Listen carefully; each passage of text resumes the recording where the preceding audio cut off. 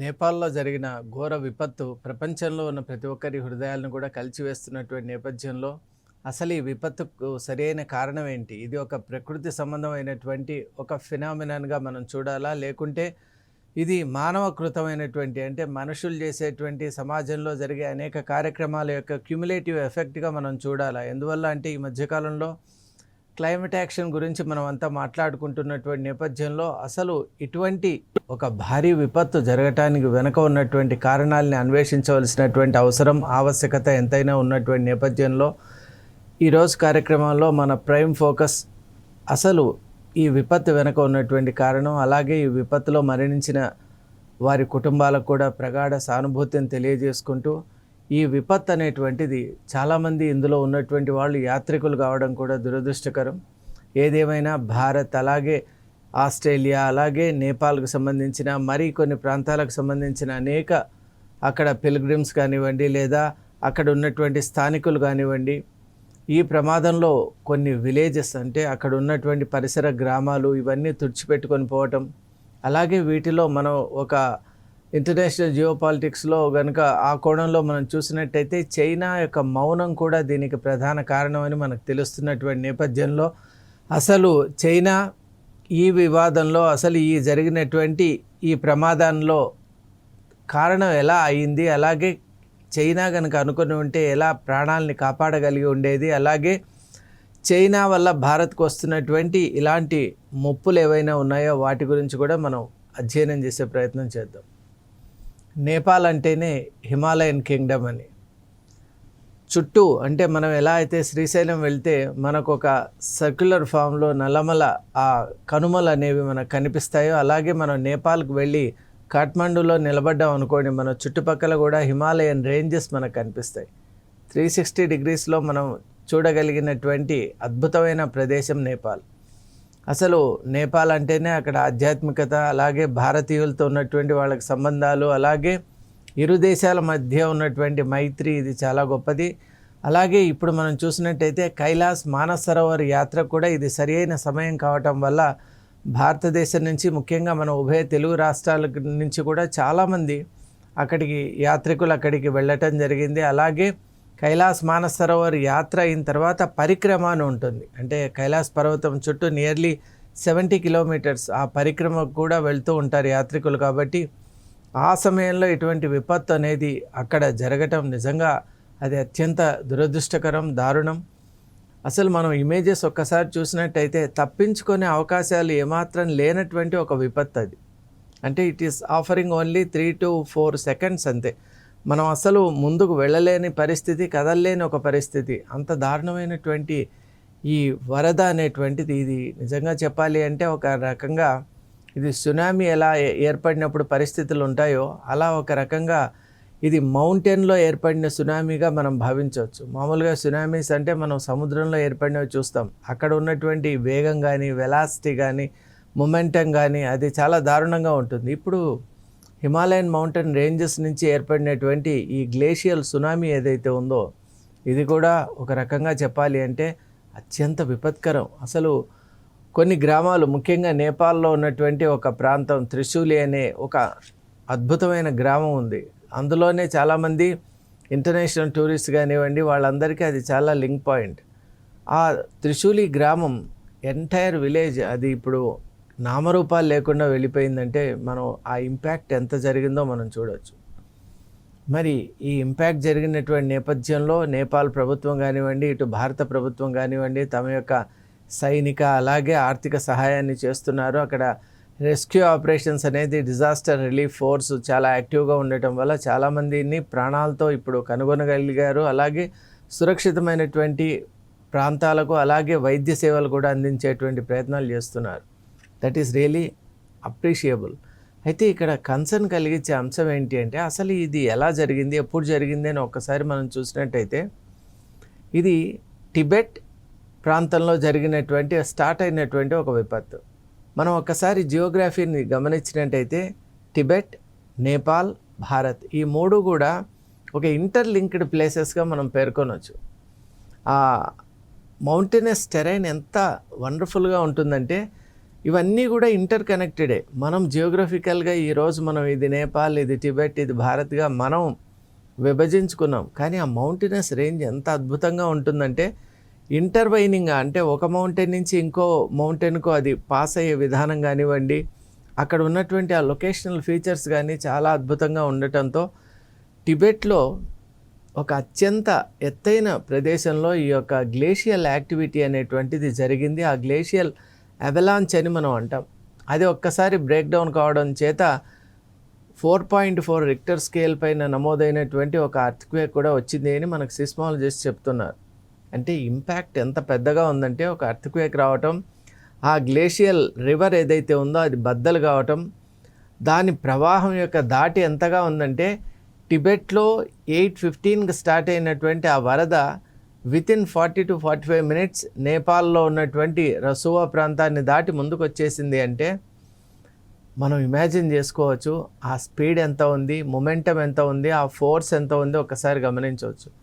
ఇప్పుడు మన విజువల్స్లో కనుక చూసినట్టయితే ఇది ఆఫ్టర్ ఎఫెక్ట్స్, అంటే ఈ విపత్తు జరిగిన తర్వాత అక్కడ ఉన్నటువంటి శిథిలాల్ని, అలాగే ఆ కోర్స్ ఆఫ్ ది రివర్ను కూడా ఇప్పుడు మనం చూసే ప్రయత్నం చేస్తున్నాం. అంటే మొత్తం మన్ను, అలాగే అక్కడ నీరు, అలాగే ఐస్, ఈ మూడిటి యొక్క కాంబినేషన్తో ఏర్పడినటువంటి ఆ ప్రాంతం అక్కడ చూడండి ఎలా మన విజువల్స్లో మనం చూడవచ్చు. ఒక మైటీ వేవ్ ఎంటైర్ అక్కడ ఉన్నటువంటి ఆ పార్క్ వెహికల్స్ని కానివ్వండి, అక్కడ ఉన్నటువంటి టూరిస్టులను కానివ్వండి, ఆ ఎంటైర్ ప్లేస్ని కూడా డివాస్టేట్ చేసింది. అంటే ప్రకృతి ఎంత ప్రళయాన్ని సృష్టించగలదో ఇప్పుడు మనం ప్రత్యక్షంగా అక్కడ చూడండి. ఈ విజువల్ అయితే మరి అసలు చాలా దారుణంగా ఉంటుంది. అంటే ఎంటైర్ ఆ ప్లేస్ కనుమరుగైపోతోంది క్షణాల్లో. మరి ఇటువంటి విపత్తు గురించి మనకు ఎందుకు ముందుగానే తెలుసుకోలేకపోయామన్న సందర్భంలోనే మనం ఇంతకుముందు ప్రారంభించే ముందు, ఈ శీర్షిక ప్రారంభించే ముందే చైనా మౌనం కూడా దీనికి కారణం అని పేర్కొన్నాం. మన ఉద్దేశం మన కార్యక్రమాల్లో చైనాని నిలదీయటమో నిందించడమో మన ఉద్దేశం కాదు. కానీ వరుసగా చైనా చేస్తున్నటువంటి విపత్కరమైన పరిణామాల గురించి మాట్లాడటం మాత్రం అది జర్నలిజంలో భాగం కాబట్టే మనం ఇక్కడ ప్రస్తావన తీసుకొని వస్తున్నాం. ముఖ్యంగా చైనాకు ఈ విషయం 8:15కి తెలిసినటువంటి నేపథ్యంలో, ఎందువల్ల అంటే ఇప్పుడు టిబెట్ ప్రాంతం ఏదైతే ఉందో, ఆ టోరింగ్ కౌంటీ ఏదైతే ఉందో అక్కడ ఈ గ్లేషియల్ యాక్టివిటీ అంటే ఈ బద్దలైనటువంటి ఆ నది ప్రవాహం కిందికి వస్తున్నటువంటి విషయం 8:15కు నమోదైంది. మరి మామూలుగా నది దిగువ ఉన్నటువంటి ప్రాంతాలకు ఈ సమాచారాన్ని చేరవేయవలసినటువంటి బాధ్యత ఆ నదికి ముందున్నటువంటి వాళ్ళపై ఉంటుంది. మరి ఆ నేపథ్యంలో definitely Tibet should have given message to Nepal and Nepal in turn should give the message to Bharat. అంటే అఫెక్టెడ్ ఏరియాస్లో అలా వెళ్ళాలి. భారత్ కూడా ఇంకా ముందున్నటువంటి ఏరియాస్ ఏవైనా దిగువ ఉంటే కనుక definitely Bharat has to pass on the information. కానీ ఈ విపత్తు జరగటంలో ప్రధాన భూమిక చైనా పోషించింది. 8:15కు valid information and the happening అక్కడ జరిగినా కూడా అఫీషియల్ ఇన్ఫర్మేషన్ మధ్యాహ్నం 1 గంటకు నేపాల్ ప్రభుత్వానికి చేరవేసింది. అంటే అసలు చైనా ఎంత ఈ హ్యూమన్ రైట్ వైలేషన్ చేసింది, అలాగే తనకి ఉన్నటువంటి ఇన్ఫర్మేషన్ను, కాన్ఫిడెన్షియల్ ఇన్ఫర్మేషన్ను పాస్ చేయడంలో ఎందుకు అది విల్ఫుల్గా జాప్యం చేసింది. ఇవన్నీ అంశాలు కూడా ఇప్పుడు ప్రపంచవ్యాప్తంగా చర్చకు దారితీసాయి. ఎందువల్ల అంటే ప్రాణం అనేటువంటిది అత్యంత విలువైనటువంటిది. ఆ ప్రాణం చైనీయుందైనా, లేక నేపాలీయుందైనా, భారతీయుందైనా, లేక ఆఫ్రికన్దైనా, మంగోలియన్దైనా ప్రాణం ఒకటేనండి. ఇటువంటి కనీస మానవత్వపు విలువలను కూడా కాలరాచే విధంగా ఈరోజు చైనా తాను వ్యవహరించడం అనేటువంటిది అంతర్జాతీయంగా పెద్ద, అంటే ఒక దుమారాన్నే లేపుతోంది. చైనా ఇంత భారీ స్థాయిలో హ్యూమన్ రైట్స్ను వైలేట్ చేయడం ఏంటి అని చాలా పత్రికలు కానివ్వండి, అలాగే డిస్కషన్ ఫోరమ్స్ కానివ్వండి, ఎలైట్ ఫోరమ్స్ కానీ ఇప్పుడు చర్చకు తీసుకొని వస్తున్నాయి. ఎందువల్ల అంటే తమకున్న ఇన్ఫర్మేషన్ డెఫినెట్లీ వాళ్ళు కనుక ఇచ్చింటే 8:15కు టిబెట్లో ఈ ఇన్సిడెంట్ జరిగింది. 9 o'clock నేపాల్లో తీవ్రమైనటువంటి పరిస్థితులు ఆ పరిసర ప్రాంతాల్లో, అంటే టిబెట్ నేపాల్ పరిసర ప్రాంతంలో ఉన్నటువంటి విలేజెస్, త్రిశూలి లాంటి ప్లేసెస్ అన్నీ కూడా కంప్లీట్గా నామరూపాలు లేకుండా వెళ్ళిపోయినాయి. ఒక్క చైనా కనుక కొంచెం ఇనిషియేటివ్ తీసుకొని ఇన్ఫర్మేషన్ ఇచ్చింటే ఈ దిగువ ఉన్న ప్రాంతాల్లో ఉన్న వాళ్ళు అలర్ట్ అయ్యి చాలా మటుకు ఇప్పుడు దాదాపు మనం 200 మంది ప్రాణాలు కోల్పోయారని, అలాగే 1500 మంది మిస్సింగ్ అని మనం అంటున్నాం. ఈ ఇన్ఫర్మేషన్ కూడా మేబీ ఇది రియల్ టైమ్ బేసిస్లో మనం చెప్పింది కాదని కూడా భావించవచ్చు. ఎందువల్ల అంటే అక్కడ విపత్తు యొక్క ఆ గ్రావిటీ చూస్తూ ఉంటే it could be even more అనే అనిపిస్తోంది. మనము అక్కడ వేసినటువంటి అంచనాల ప్రకారం ఇలా ఉండొచ్చు. మరి ఇంత భారీ స్థాయిన అంటే 200 to 300 లైఫ్స్ వెళ్ళిపోవడం, ఇంకా మిస్సింగ్ అంటే కూడా దాదాపు ట్రేస్ అవుట్ చేయలేని పరిస్థితులే ఉన్నాయి. కాబట్టి 1000కి పైగా ప్రాణాలు అలా వెళ్ళిపోవటం అనేది చాలా దారుణం. కొంచెం చైనా కనుక అప్రమత్తమై తాను ఒక హ్యుమానిటేరియన్ ఆస్పెక్ట్లో కనుక దిగువ ఉన్న ఏరియాస్ అయినటువంటి నేపాల్, భారత్కి ఇన్ఫర్మేషన్ ఇచ్చుంటే ఆ చర్యలు చేపట్టేవాళ్ళు, సురక్షితమైన ప్రాంతాలకు వెళ్ళేవాళ్ళు, అలాగే ఆ రివర్ యొక్క కోర్సు నుంచి చాలా దూరంగా వచ్చి వాళ్ళందరూ కూడా వాళ్ళని కాపాడుకోగలిగినటువంటి ఒక అవకాశం ఉండేది. యాత్రికులు, చిన్నపిల్లలు, మహిళలు అసలు వాళ్ళు కళ్ళు తెరిచి చూసే లోపలనే ఈ ప్రమాదానికి గురి అయిపోయారు. మరి ఇంత దారుణం జరుగుతున్నటువంటి నేపథ్యంలో ఇక మీదటైనా నదికి సంబంధించినటువంటి కొన్ని ఆంక్షల్ని, కొన్ని రూల్స్ని మనం చాలా కోడిఫై చేసుకొని వాటిని పకడ్బందీగా పాటించవలసినటువంటి ఆవశ్యకత ఉంది. దీనికి ఇంటర్నేషనల్ ఆర్గనైజేషన్స్ కూడా చర్యను చేపట్టాలి, చొరవ తీసుకోవాలి అని మేము ఈ సందర్భంగా రిక్వెస్ట్ చేస్తున్నాం. ఎందువల్ల అంటే ఇది ప్రాణ నష్టం, ఆస్తి నష్టం ఎటు జరిగింది, దట్ కుడ్ బి రికవర్డ్. మనం ఇప్పుడు రెడ్ క్రాస్ ఇచ్చే ఎయిడ్ కానివ్వండి, అలాగే భారత్ కానీ మిగతా మిత్ర దేశాలు ఇచ్చే ఎయిడ్తో అక్కడ డెఫినెట్గా ఎఫెక్టెడ్ ఏరియాస్ను మళ్ళీ మనం రీకన్స్ట్రక్ట్ చేసుకోవచ్చు. కానీ వెళ్ళిపోయిన ప్రాణాలు అయితే తిరిగి తెచ్చుకోలేం కదా. అందువల్ల ఎగువ ప్రాంతాల్లో ఉన్న వాళ్ళు ఖచ్చితంగా ఇటువంటి చర్యలు చేపట్టాలి. ఇది ఒక విషయం. మరి ఈ సందర్భంగానే చైనా చేపడుతున్నటువంటి మరొక అంశాన్ని కూడా ఇప్పుడు మనం తెలుసుకునే ప్రయత్నం చేద్దాం. అదేంటి అంటే బ్రహ్మపుత్ర నది ఉంది. మరి బ్రహ్మపుత్ర నది ఒక బిగ్ బెండ్ అని, అసలు చైనా టిబెట్ నుంచి చైనాకు వచ్చి చైనా నుంచి మనకు భారత్లోకి ప్రవేశిస్తుంది. మరి ఇలాంటి ఒక కోర్సున బ్రహ్మపుత్ర అంటే it's a very vast river. మరి ఆ నేపథ్యంలో 3 గార్జెస్ ప్రాజెక్ట్ గురించి మీరంతా వినే ఉంటారు. అసలు ఆ 3 గార్జెస్ ప్రాజెక్ట్ అంటేనే ప్రపంచంలోనే అతిపెద్ద ప్రాజెక్ట్ అని చెప్తున్నారు. మరి దానికి 3 టైమ్స్ ఉన్నటువంటి ప్రాజెక్ట్ను ఇక్కడ అంటే ఆల్మోస్ట్ 60,000 మెగావాట్ పవర్ జనరేట్ చేసే నేపథ్యంతో చైనా ప్రభుత్వం బ్రహ్మపుత్ర నదిపైన నిర్మిస్తోంది. మరి ఈ నేపథ్యంలో దీని వెనక ఉన్నటువంటి ఆంతర్యం కేవలం పవర్ జనరేషన్ అయినా అంటే ఖచ్చితంగా కాదు. ఎందువల్ల అంటే చైనాకు ఉన్నటువంటి ముఖ్యమైన టార్గెట్ భారత్. ఎలా అయినా భారత్ను ఇబ్బంది పెట్టాలి, భారత్ను ధ్వంసం చేయాలి అనేటువంటి ఒక ఆకాంక్షతో రగిలిపోతున్న చైనా ఈ ప్రాజెక్ట్ చేపట్టడం వెనుక ఏంటి అంటే ఇది ఒక రకంగా వాటర్ బాంబ్ లాగా.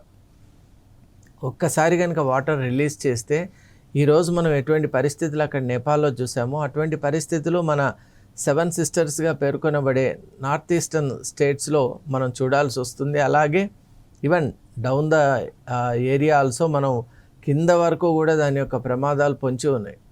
మరి ఇలాంటి ఒక ప్రమాదాన్ని అరికట్టాలి అంటే మనం ఏం చేయాలి అంటే భారత ప్రభుత్వం కూడా ఈ విషయంలో ఆలోచన చేసింది. ఎలాగూ చైనా తన ప్రయత్నాలు ఎట్టి పరిస్థితుల్లో ఆపదని తెలుసు కాబట్టి, అంటే దాంట్లో కూడా కొన్ని అవరోధాలు ఉన్నాయండి. చైనా చేపట్టినటువంటి ఆ ప్రాజెక్ట్ అసలు అది బిల్డ్ చేసేటువంటి ఏరియాలో కూడా భూమి అంతర్భాగంలో పగుళ్ళు ఉన్నాయని అక్కడ జియోఫిజిసిస్ట్ చెప్తున్నటువంటి నేపథ్యంలో దాన్ని బేఖాతరు చేస్తూ చైనా ప్రభుత్వం ముందుకెళ్తోంది. ఇది చాలా ప్రమాదకరమని ఇప్పుడు స్ట్రక్చరల్ ఇంజనీర్స్ కూడా చెప్తున్నారు. ఎందువల్ల అంటే మీరు ప్రాజెక్ట్ని ఎక్కడైతే ఎలివేట్ చేస్తున్నారో, నిలబెడుతున్నారో, ఎస్టాబ్లిష్ చేస్తున్నారో ఆ ప్రాంతం సురక్షితమైంది కాదు అని చెప్తున్నారు. కానీ ఇవన్నిటినీ కూడా త్రోసిపుచ్చి చైనా ప్రభుత్వం తన వైఖరితో ముందుకెళ్తోంది. అందువల్లే భారత ప్రభుత్వం కూడా దీన్ని తట్టుకోవాలి అంటే, ఈ ఛాలెంజ్ను మనం ఎదుర్కోవాలి అంటే దానికి సియాంగ్, ఇప్పుడు ఈ నది అనేక ఉపనదులు కలవటం, అలాగే ఈ నదికి కూడా అనేక పేర్లు ఉన్నటువంటి నేపథ్యంలో అరుణాచల్ ప్రదేశ్లో ఈ నదికి అంటే సియాంగ్ అని పిలువబడే ఈ నదికి ఒక 11,000 మెగావాట్ పవర్తో ఉండేటువంటి ఒక మల్టీపర్పస్ హైడల్ ప్రాజెక్ట్ కూడా భారత ప్రభుత్వం కన్స్ట్రక్ట్ చేస్తోంది. అంటే ప్రభుత్వాలు ఎంత ఆలోచిస్తాయో ఒక్కసారి మనం గమనించాలి. ఎందువల్ల అంటే అక్కడ వాళ్ళు కనుక వాటర్ రిలీజ్ ఇలా చిప్పా పెట్టకుండా కనుక చేసినట్టయితే ఇటువంటి భారీ స్థాయిలో మొత్తం అక్కడ ఉన్నటువంటి రాష్ట్రాలే కొట్టుకుపోయేటువంటి అవకాశం ఉంది. కాబట్టి భారత ప్రభుత్వం అట్ ది వెరీ బిగినింగ్ ఒక అనువైన ప్రాంతంలో ఒక మల్టీపర్పస్ హైడల్ ప్రాజెక్ట్ని ఒకటి నిర్మించింది. అంటే ఇంపాక్ట్ వచ్చినా కూడా దాన్ని తగ్గించి కొంతవరకు అక్కడే నిరోధించి అక్కడి నుంచి ఒక ఫేజ్డ్ వేలో మిగతా రాష్ట్రాల వైపు వెళ్ళేటట్టు ఆ ప్రవాహాన్ని ఆపే ప్రయత్నం చేస్తోంది. మరి ఇవన్నీ కూడా భారతదేశంలోని ప్రతి ఒక్కరు కూడా గుర్తించాలి. అసలు ప్రభుత్వాలు ఎదుర్కొంటున్నటువంటి సమస్యలు ఏంటి, చుట్టుపక్కల నైబర్స్ వల్ల, వాటర్ బాడీస్, ముఖ్యంగా రివర్ మేనేజ్మెంట్ అనేది చాలా ముఖ్యమండి.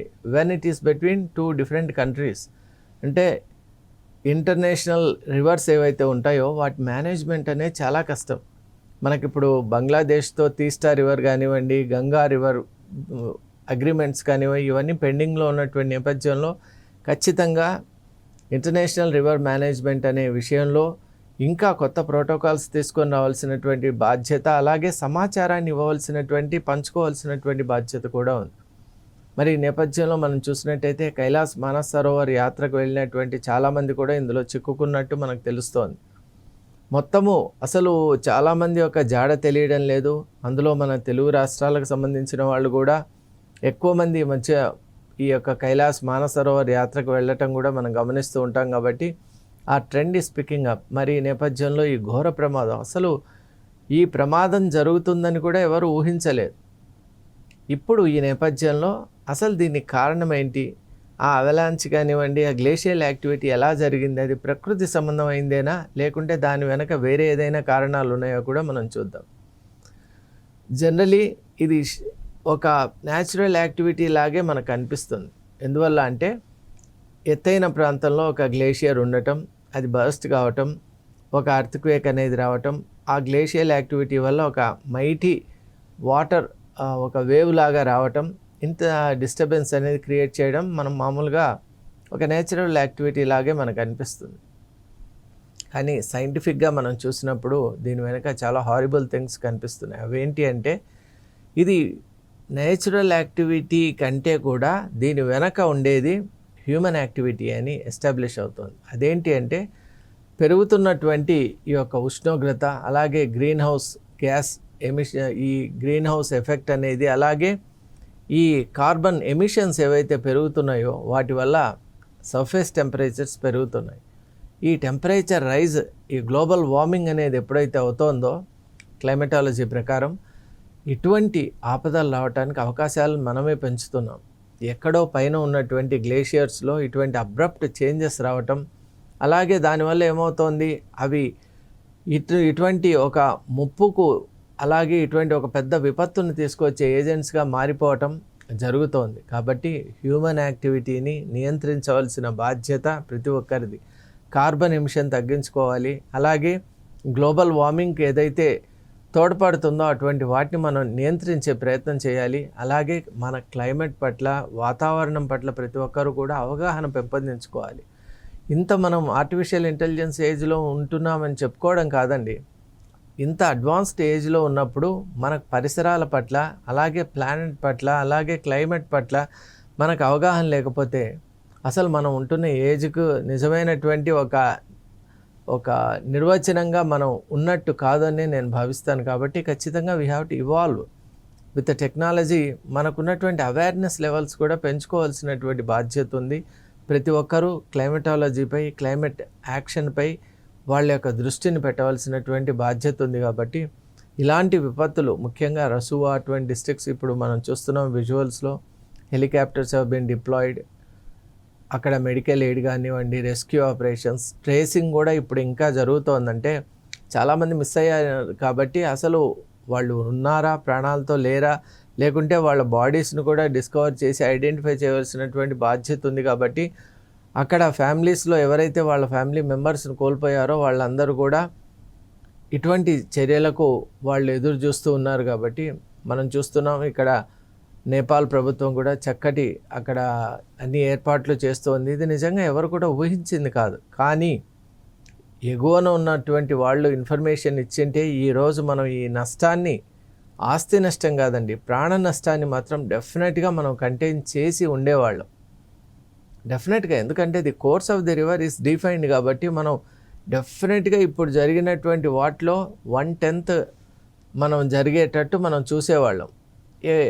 10 to 20 క్యాజువాలిటీస్తోనే ఈ ప్రమాదం వెళ్ళిపోయేది. కానీ ఈరోజు మనం చూస్తే 200 to 300 క్యాజువాలిటీస్ మనం చూస్తున్నాం. కాబట్టి ఇకనైనా ఇంటర్నేషనల్ రివర్స్కి సంబంధించి ఖచ్చితమైన సమాచారాన్ని పాస్ చేయటం, ట్రాన్స్ఫర్ చేసుకోవటం, ఆ నోహౌ అనేటువంటిది పెంపొందించుకోవటం, ఒక పరస్పర అవగాహన ఇది చాలా ముఖ్యం. దానివల్ల ఇటువంటి విపత్తుల గురించి మనకు తెలుసుకొని దానికి ప్రిపేర్డ్గా ఉండే అవకాశం ఉంటుంది. మరీ ముఖ్యంగా హ్యూమన్ యాక్టివిటీని మనం కంటైన్ చేయాలి, ఒక డిఫైన్డ్ వేలో తీసుకెళ్ళాలి. దానివల్ల అసలు ఈ విపత్తుకు కారణం ఏదైతే ఉందో దాన్ని నివారించేటువంటి అవకాశం కూడా ఉంది. కాబట్టి definitely our focus should be on that.